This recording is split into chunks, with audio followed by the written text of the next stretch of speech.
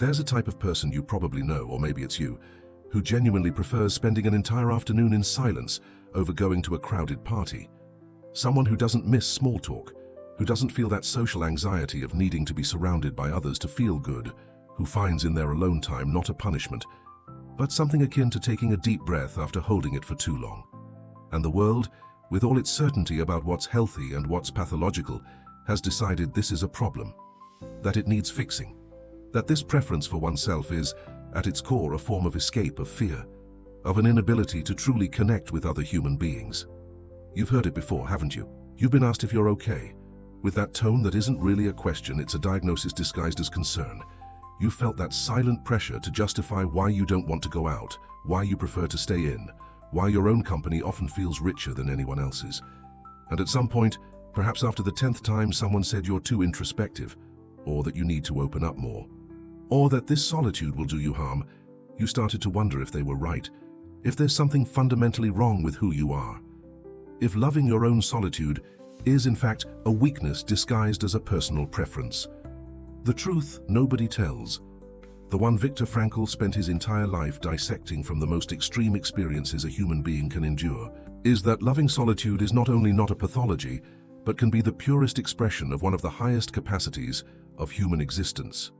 But to truly understand this, to understand why Frankl would arrive at this conclusion, we first need to untangle a confusion that our modern culture has painstakingly and insistently constructed. The confusion between solitude and isolation, between being alone and feeling empty, between choosing silence and being incapable of connection. Viktor Frankl was born in Vienna in 1905, at a time when Sigmund Freud dominated thinking about the human psyche with a force bordering on dogma. Frankl was young, brilliant, and from an early age felt that something fundamental was missing in the Freudian view of humanity. For Freud, at its core, what drove people was pleasure, the satisfaction of instincts, the resolution of unconscious conflicts that emerged from childhood. For Alfred Adler, another giant of that intellectually effervescent Vienna, the engine of existence was power, the pursuit of superiority and recognition. Frankl, still young, had a profound intuition that both were grasping pieces of the truth and mistaking them for the whole.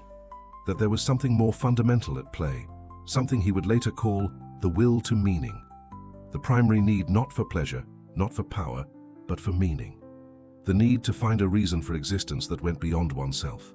And then what destroyed and simultaneously confirmed everything Frankl had thought happened. In 1942, he was deported to the Nazi concentration camps. He went through Theresienstadt, Auschwitz, Kaufering, and Turkheim. He lost his wife, his parents, his brother. He lost the manuscript of a book he had written and carried with him in the hope of preserving it. He lost everything that civilization normally defines as a reason to live. And it was precisely in this radical emptiness, in this absolute stripping away of everything that identified him as a doctor, a husband, a son, an intellectual, that Frankl made the discovery that would forever change psychology, and that today changes how we understand those who love solitude. In the camps, the prisoners who survived were not necessarily the physically strongest. They were, with disturbing frequency, those who managed to maintain some form of active inner life. Those who, even surrounded by horror, hunger, violence, and systematic humiliation, could find a space within themselves that Nazism couldn't reach. Frankl describes this space with a cutting precision. Man can be deprived of everything except one thing, the last of the human freedoms: to choose one's attitude in any given set of circumstances, to choose one's own way. This inner space, this capacity to retreat inward and find something that belongs exclusively to you, this is what Frankl called the noetic dimension of human existence. The noetic dimension isn't a complicated term for a simple idea.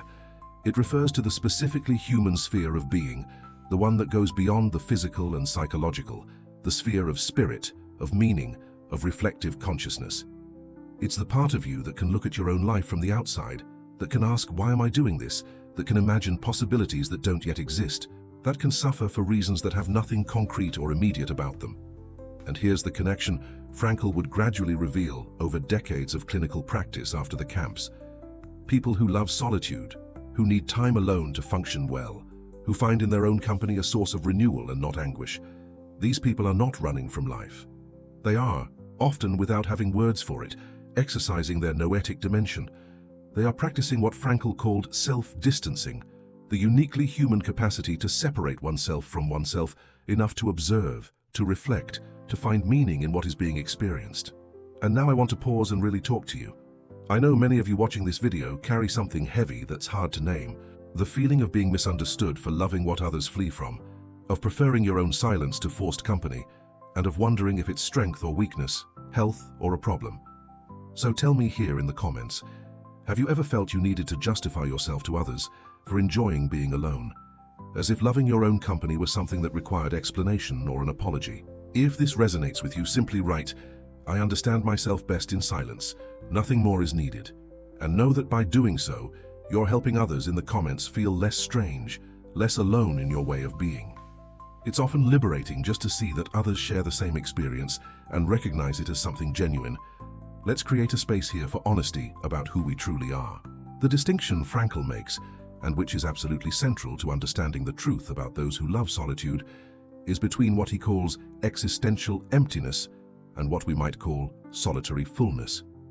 The existential void is one of the most significant discoveries in his work, explored with depth in the book Man's Search for Meaning, and developed throughout his subsequent writings. Frankl observed, particularly in Western societies after World War II, a growing phenomenon. People who had everything modernity promised, material comfort, individual freedom, access to entertainment and experiences, yet still felt profoundly empty. An emptiness that wasn't clinical sadness, not necessarily depression in the conventional sense, but a kind of absence of a reason for being. A feeling that life was happening, days were passing, obligations were being met, but something fundamental was missing at the core of it all. This void, Frankl argued, didn't stem from being alone. It came from being disconnected from meaning. And here's the paradox that modern culture systematically confuses. You can be surrounded by people and steeped in the most complete existential void. And you can be absolutely alone in silence, with no one around, and be filled with meaning to the brim. Loneliness isn't the cause of the void. The absence of meaning is. And this distinction changes everything. It changes how we understand people who choose their own company. It changes how we interpret the need for silence and solitude. It changes what it truly means to be okay. One of the clinical cases Frankl described with great care in his writings is that of a man who sought therapy because he couldn't understand why he felt so bad when he was surrounded by friends and so good when he was alone. His family insisted he had a relationship problem. The patient himself believed something was wrong with him, an inability to connect, a character flaw that made him incapable of enjoying what others effortlessly enjoyed. Frankl, instead of reinforcing this implicit diagnosis, did something simple.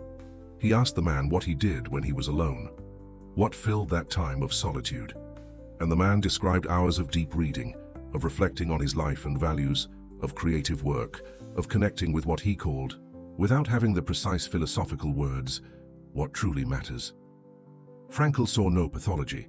He saw someone who had intuitively discovered what logotherapy would systematically describe, that an active inner life is one of the most direct paths to meaning, and that constant external noise can, for certain people, be precisely what cuts them off from meaning rather than connecting them to it.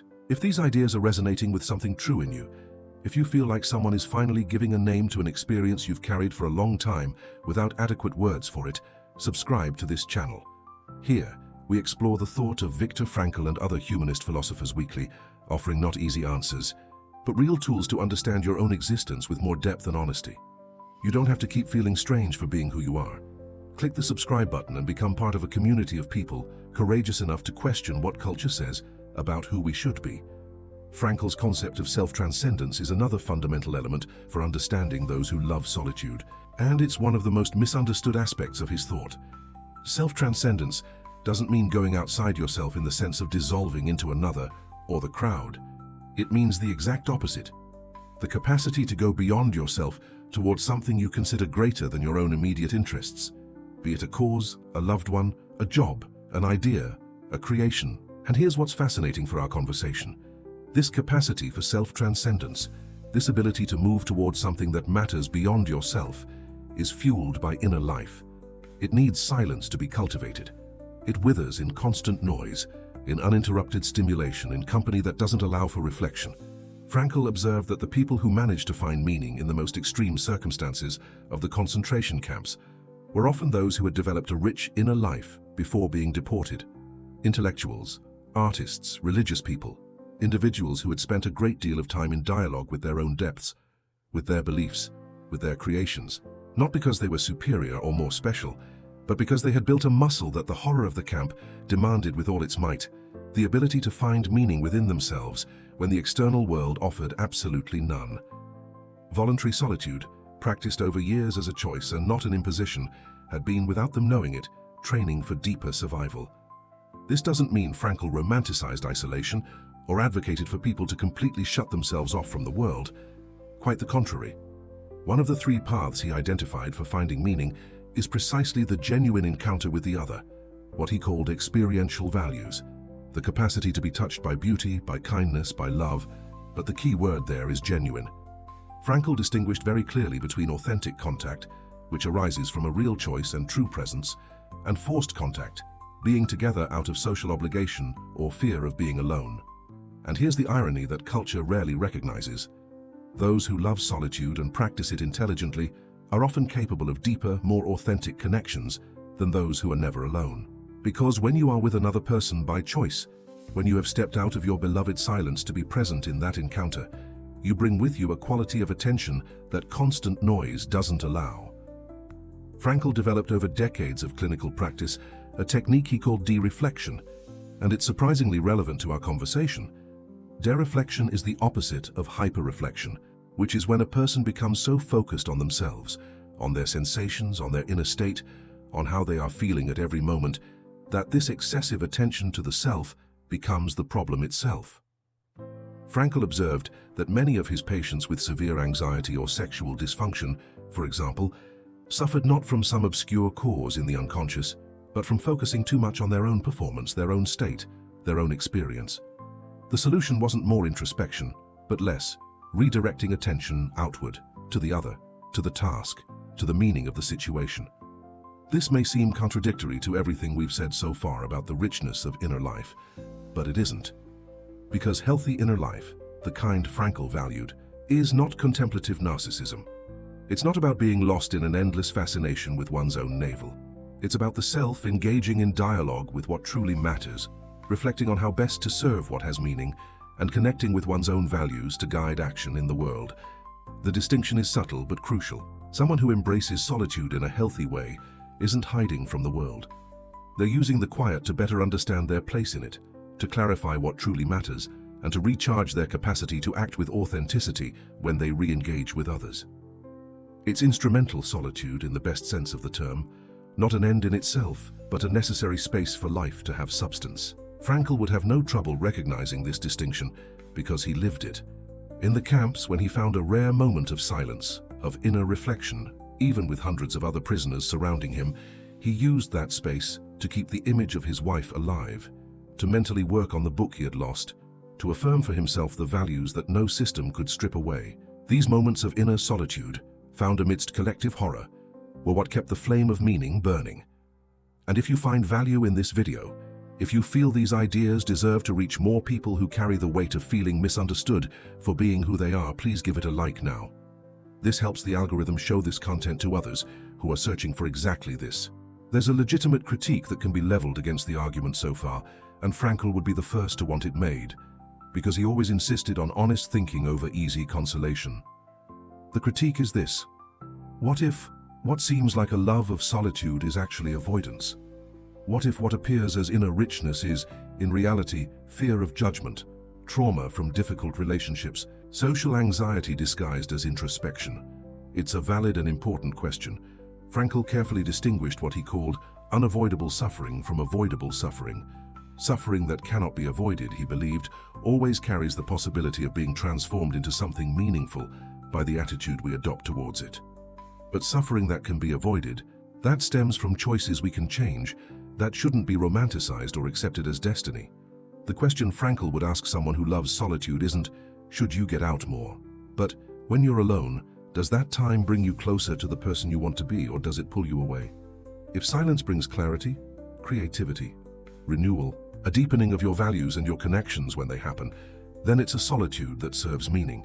If silence only brings relief from fear, avoidance of the discomfort of exposure, a progressive shrinking of life, then something else is at play, and it deserves attention not as pathology, but as an invitation to ask what is being avoided and why.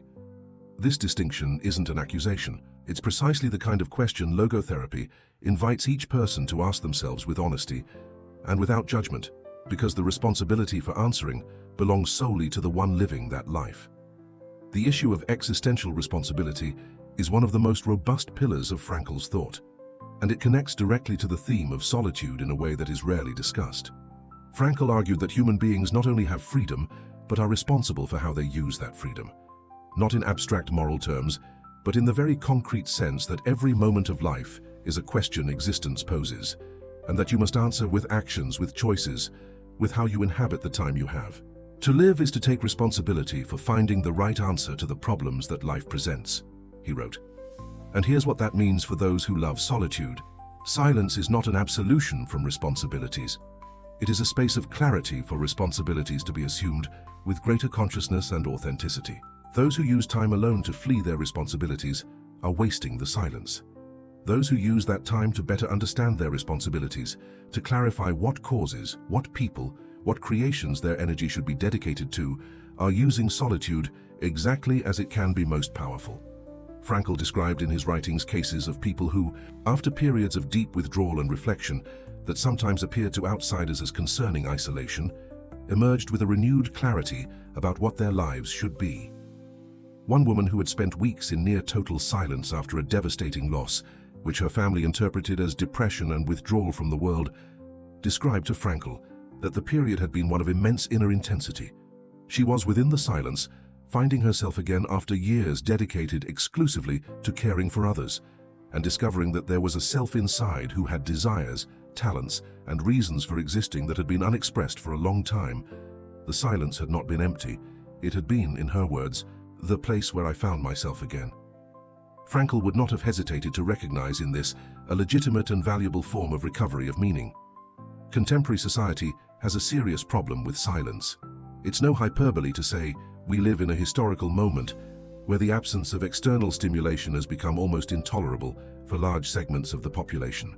The phone in hand during any free moment, earbuds on a 2-minute commute, television as background noise, podcasts at dinner, the notification that interrupts a thought before it can deepen enough to become something.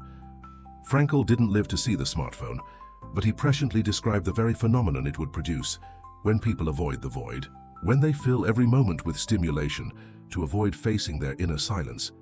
They aren't fleeing from nothing. They are fleeing from the question that silence inevitably asks. The question, what does my life mean? Because it's a question many don't have a ready answer for, and the absence of an answer is too agonizing to bear without distraction. Those who love solitude in this context are doing something that goes against a powerful cultural current. They are insisting on sitting with the question instead of turning on the TV. They are willing to face the discomfort of not always having a satisfying answer, but of remaining in the search rather than resigning to numbness. This is not weakness. From a Franklian perspective, it is precisely the opposite. It is the refusal to accept existential emptiness as an inevitable fate. It is the insistence, sometimes painful, that life must have real substance and not just a busy surface. Frankl was liberated from the Turkheim concentration camp in April 1945. He had lost virtually everything, and one of the first things he described upon returning to freedom was the need for silence, for solitary walks, for hours simply existing without an agenda, without a task, without another. Not because he had become incapable of connection, but because he needed, after years of systematic suppression of all inner life, to rediscover who he was and what still remained within him that Nazism hadn't managed to destroy. This period of withdrawal wasn't the sign of a broken man.